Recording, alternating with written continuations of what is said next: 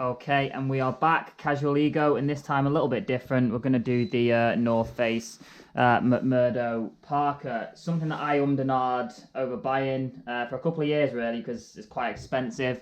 Retails at about £420, and I think, to be honest, that was probably the main put-off for me. I've owned several North Face jackets, still do, and they tend to last for quite a few years. Because the quality is pretty much always there, especially with the sort of high-end expensive stuff. When you're buying a parka or a winter coat, you know, the quality is extremely important because there's a lot of competition out there, so I thought this video might help a few people. Now, jumping straight into it, North Face advertises it being sort of both warm and waterproof thanks to the dry vent technology. And the responsibly sourced 550, I think it's goose down actually. It's got a fully removable hood, fully removable fur. Get in there, just poppers, nice and easy. Get it off really quickly. I'll speak a bit more about the fur trim later in the video, but being able to get it off quickly has definitely been a big plus for me. To be quite honest, from a distance, I think the fur looks really, really realistic. I mean, for me, the downside of the faux fur is obviously that it's not really anything more than a fashion accessory from my perspective.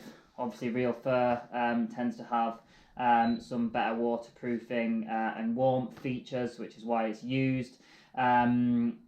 And it's just better in terms of drying out. So one thing that I've noticed with this is that when it gets wet, it just gets sort of really cold, really heavy, quite difficult to deal with. So to be honest, if it's raining, I just take the fur off because it's easier than sitting there with this big wet sort of fake fur around your neck.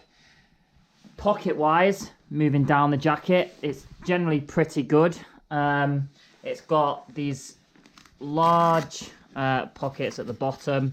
You can access them going that way, or equally they've got a zip on the side. I mean, obviously with it being a parka, they tend to sit quite low down, but it's a nice deep big pocket. You could easily fit a bottle in there, or whatever you wanted to do. For me, any winter parka is absolutely not functional unless it's got pockets on the sides of the chest, because that's where I like to put my hands when it's cold.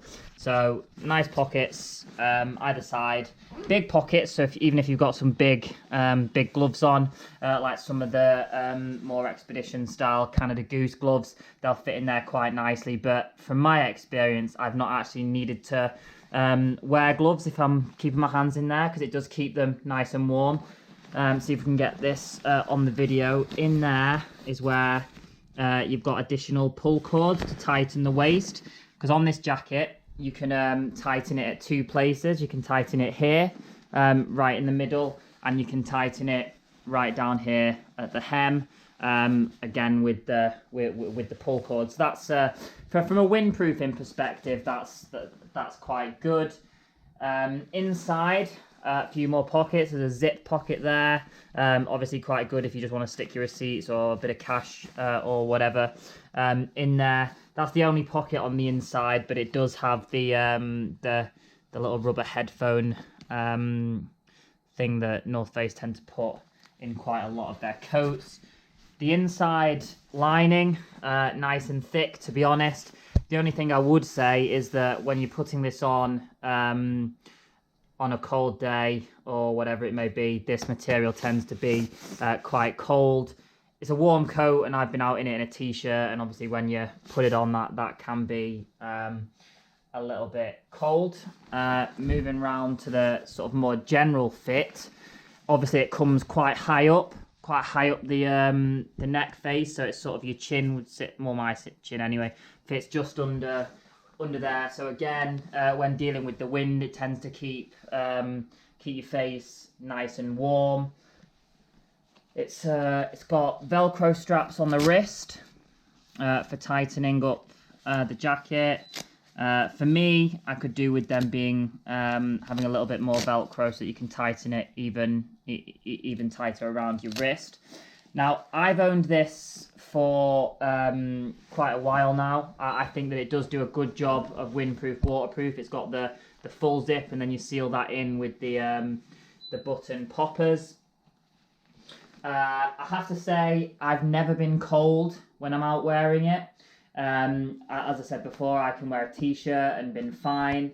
I've been out in it in the snow. To be honest, when I went out in it in the snow, it was probably a little bit too warm, which is something I've heard about the Canada Goose expedition, that for most UK weather it can sometimes be a bit much. I recently went to New York in December, wore this coat pretty much every day, didn't get cold once. I would say though it is a big sort of heavy coat. It's quite puffy. You obviously can get quite warm, especially if you're doing a lot of walking around in a city, that sort of thing. Now, obviously you can see here that I've gone for the size small. I do know that they do it in sizes extra small to extra large, and it is a big fitting jacket. That's what I would say. If you want sort of a slimmer, tighter fit, go for a size down from what you would ordinarily buy in coats. Especially in North Face, I would generally buy a small, and they come up quite nicely, but this does fit on the large size, but that works for me. Obviously you'll see here, this is the Urban Navy colourway. If I just turn it over, you'll see it's got the North Face on nicely embroidered. It's not sort of a sticker or anything like that. On the back, this is the Urban Navy. They do it in burnt olive green, black and hero blue. In my opinion, it's worth the money, but I would say that you can quite easily pick it up in a sale, as I did. Anything really from upwards of £220, but if you're buying it directly from North Face, you will probably pay more in the region of £350 to £400. I'll do a quick video at the end of this with it on, so you can sort of see how the fit works for me. Just forgot to mention there is an additional pocket on the arm, but I've never used it, so I don't know about that. But yeah, any requests for any videos, do let me know, and I'll get those sorted. This week I think I'm going to do the Stone Island re-dye soft shell. But otherwise, thanks for watching. I hope this has helped, and if you've got any questions or suggestions, let me know. Okay, so this is the jacket on. Obviously I'm outside at the minute. It's cold, spitting a bit, and I'm quite nice and warm. It is big and puffy, but I think it's quite a nice fit. I'm sort of 5'10", 70 kg. I'm wearing a size small. Hands in the pockets, nice and warm. You know, it's sort of down. That's my knees. It's not too long, not too short. Perfect Parka length. That's it from the side. And then I'll show you from the back. Obviously you can see the fur fits quite nicely there. It doesn't pin down, but that's not really been too much of a problem for me.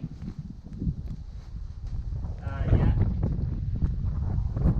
So thanks for watching the video. It really helped me out if you could subscribe, and I'm going to get the Stone Island re-dye on this week. Thanks guys.